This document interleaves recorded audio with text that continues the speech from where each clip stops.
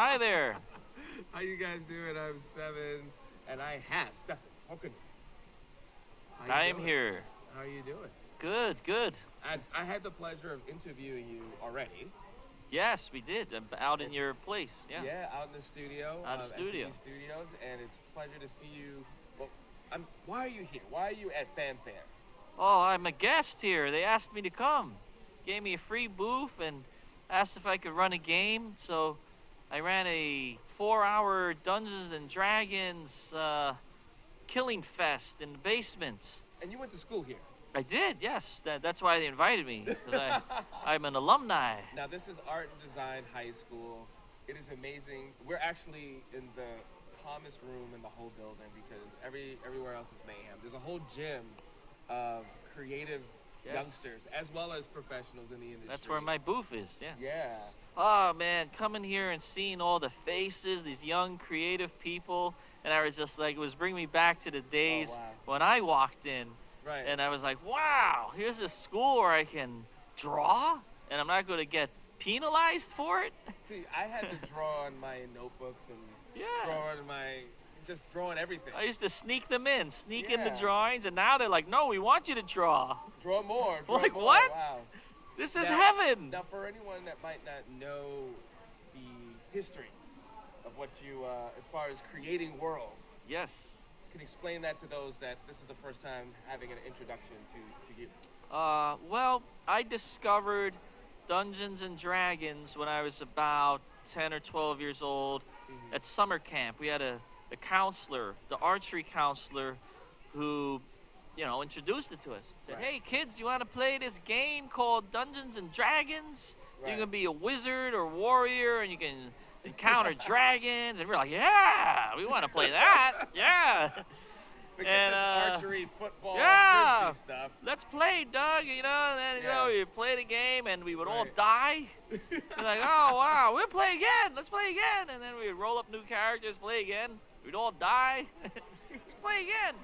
So we kept playing and dying, and then eventually we didn't die. We made it to second level. We stopped doing really dumb things, Right. and we were hooked, Wow. So when I got back to New York, I went to this store called The Complete Strategist, and it's still there. And I found the Player's Handbook and the Dungeon Master's Guide, and the rest is history. I just started making my world, and it was my hobby for a while. I didn't think I could make a living. I didn't think there was any way to do that as a living, but it was my hobby until And again, to be 19... clear, when I say making worlds, literally he Designing it constructs, from scratch. designs, Yeah.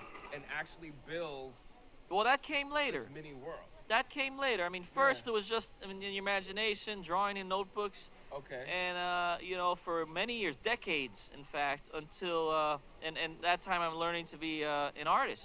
Right. Like art and design high school taught me how to draw, and then later to paint, and then through college.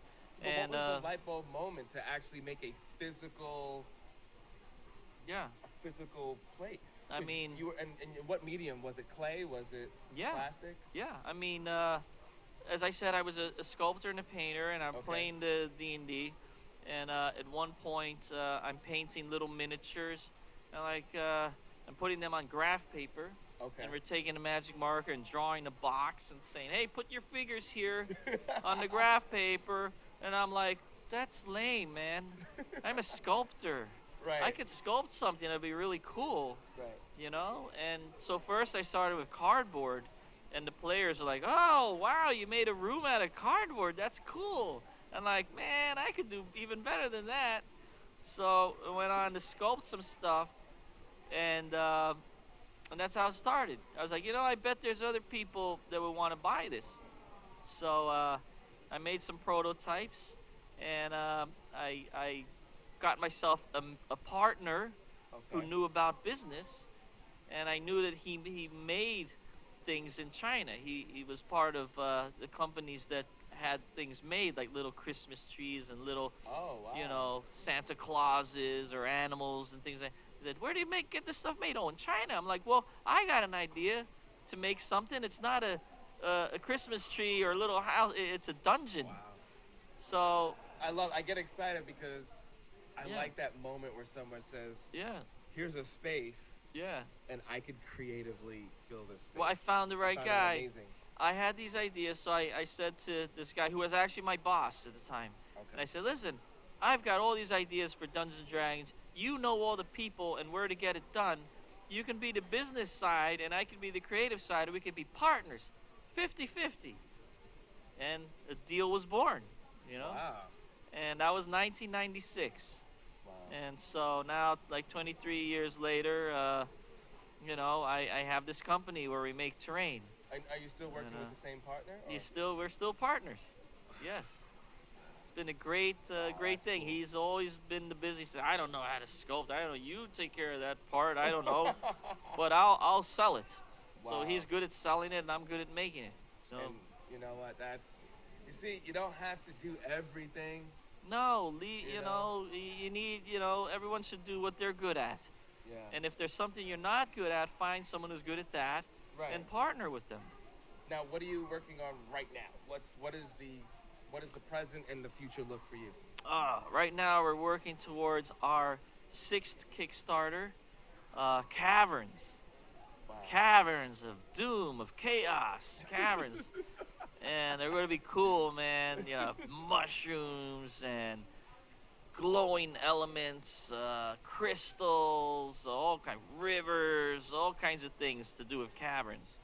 And if you like caverns, if you like grottos and caves, And again, everything that you create, you keep expanding on the world. So everything that it's you modular. So you can Wow. add it to what you already have if you're a collector.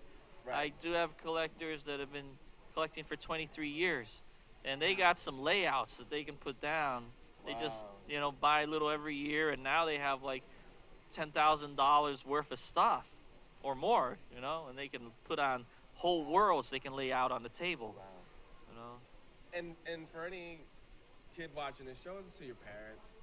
I think this is really important to see, like, Oh, You know, parents love it.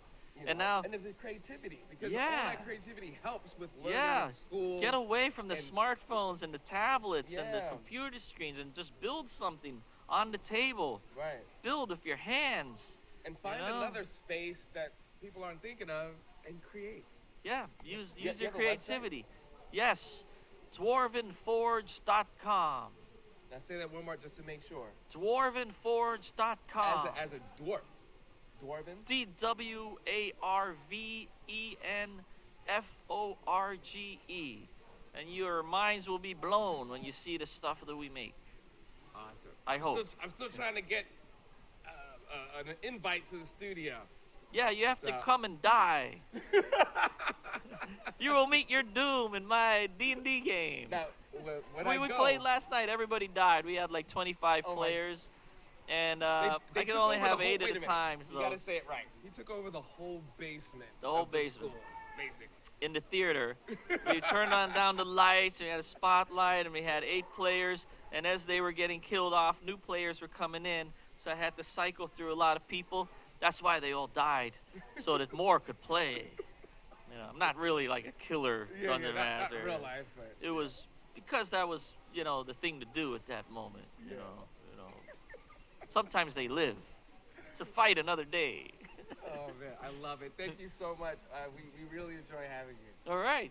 We Always gotta happy do to your be own show on on the site. SCB. Always happy to be. These are very cool guys here, Oh man, And appreciate it. Thank you. they're doing a great thing here, coming to this school, and it's the first year, and I'm sure it's just going to grow. It's a very exciting time. I'm so happy to be here at the first annual art fair. Yeah, Yeah, and what is it? The official title is what? Fanfare. FANFAIRE, Which is a pop culture art festival Yes. at the Art and Design. Art and Design High School. High These School. schools are very important. Yeah. They foster creativity in these young minds, and a lot of these students, they go on to become very creative people in the creative world Right. because they were able to find a place where they were not scolded for doing creative things. In fact, they were told, be more creative, Right. do your thing. Not everyone's mind is the same. Right. These schools are important. Not everyone wants to be a lawyer or doctor. Some Right. people want to be artists and singers and